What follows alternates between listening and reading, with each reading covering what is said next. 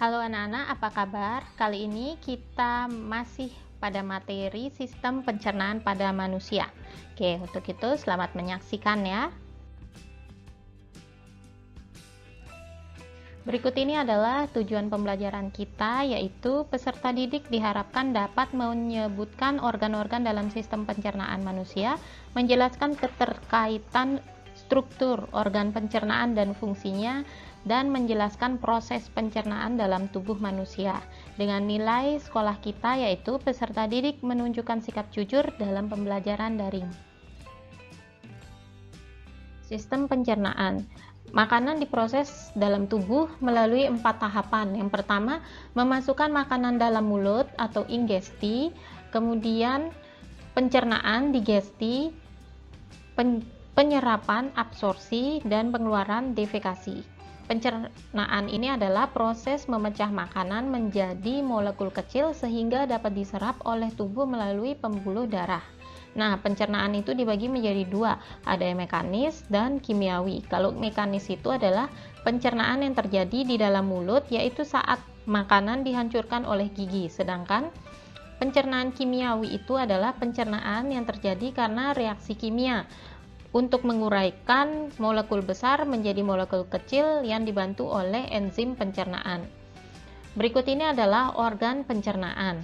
Nah, organ pencernaan ini dibagi menjadi dua, ada yang utama dan tambahan. Kalau yang utama itu mulai dari mulut, kerongkongan, lambung, usus halus, usus besar, rektum, dan anus. Sedangkan kalau tambahannya yaitu hati, kantung, empedu, dan pankreas. Organ pencernaan utama yaitu berupa saluran pencernaan, yaitu saluran yang dilalui makanan seperti mulut, kerongkongan, lambung, usus halus, usus besar, rektum, dan anus. Di dalam rongga mulut terjadi pencernaan makanan secara mekanis dan kimiawi. Yang kita akan bahas yang pertama yaitu gigi. Gigi itu berfungsi menghancurkan makanan hingga halus. Gigi manusia ada 3 jenis, yaitu gigi seri untuk memotong makanan, taring menyobek makanan, dan geraham untuk mengunyah makanan. Nah, kalau anak-anak memiliki jumlah gigi yaitu ada 20, sedangkan kalau orang dewasa 32. Yang berikutnya adalah lidah. Lidah itu berfungsi untuk mengecap makanan dan membantu menelan makanan. Kelenjar ludah ini berfungsi menghasilkan 1,6 liter air ludah per hari dan menghasilkan enzim ptialin atau amilase. Enzim amilase berfungsi untuk mengubah zat tepung yaitu amilosa menjadi gula yaitu maltosa. Berikutnya adalah kerongkongan, nama lainnya adalah esofagus, yaitu penghubung antara rongga mulut dengan lambung.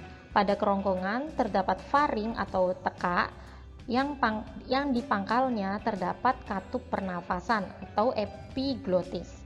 Epiglotis ini akan membuka apabila kita bernafas dan akan menutup apabila kita sedang makan. Hal ini bertujuan agar makanan tidak masuk ke dalam saluran pernafasan. Nah, setelah dari faring, makanan berupa bolus menuju ke esofagus. Otot esofagus berkontraksi sehingga menimbulkan gerakan meremas yang mendorong bolus menuju ke lambung, atau nama lainnya yaitu gerakan peristaltik. Nah, di gambar di bawah ini adalah gerakan dari peristaltik ya.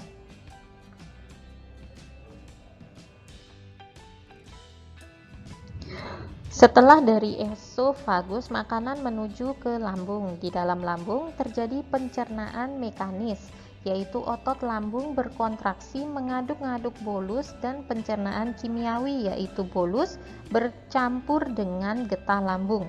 Getah lambung mengandung asam klorida atau HCl, enzim pepsin, dan renin.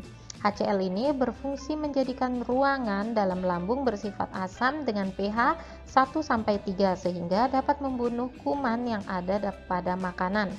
Enzim pepsin akan memecah protein menjadi pepton, yaitu campuran dari polipeptida dan asam amino.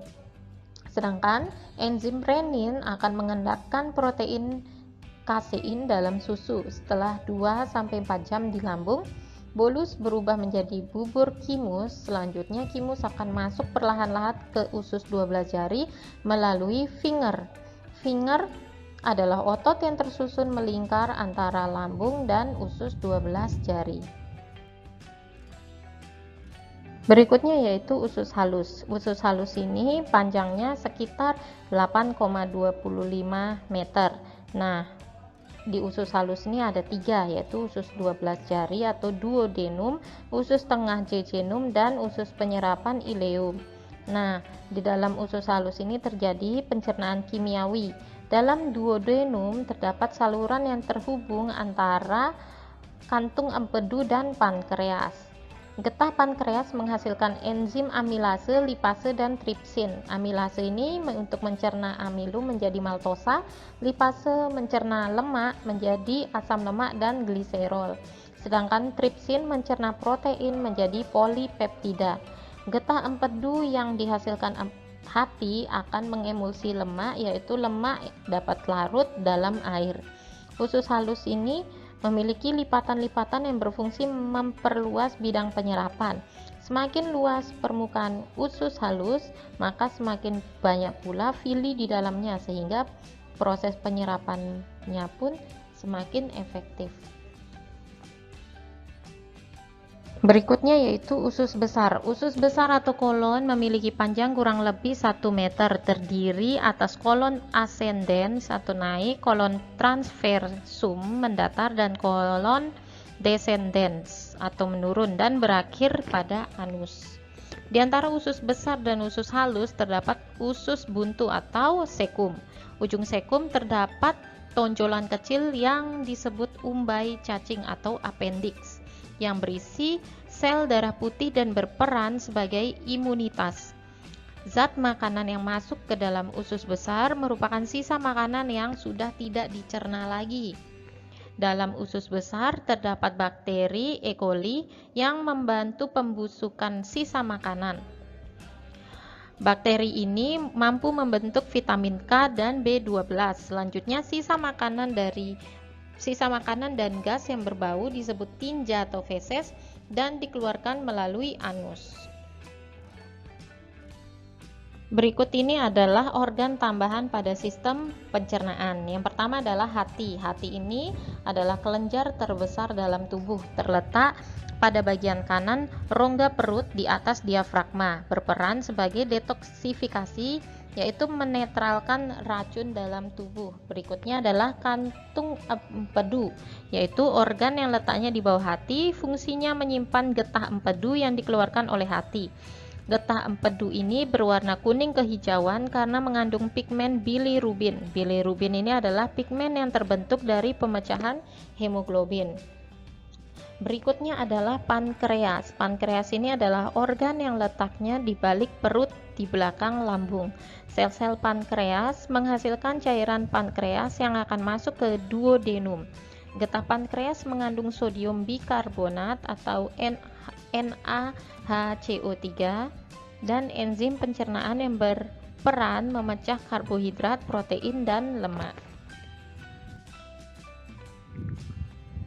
Setelah kalian menyimak pembelajaran tadi, berikut ini adalah soal latihan untuk kalian. Yang pertama, coba pikirkan bagian mulut manakah yang berperan dalam pencernaan secara mekanis dan kimiawi. Coba jelaskan pendapatmu.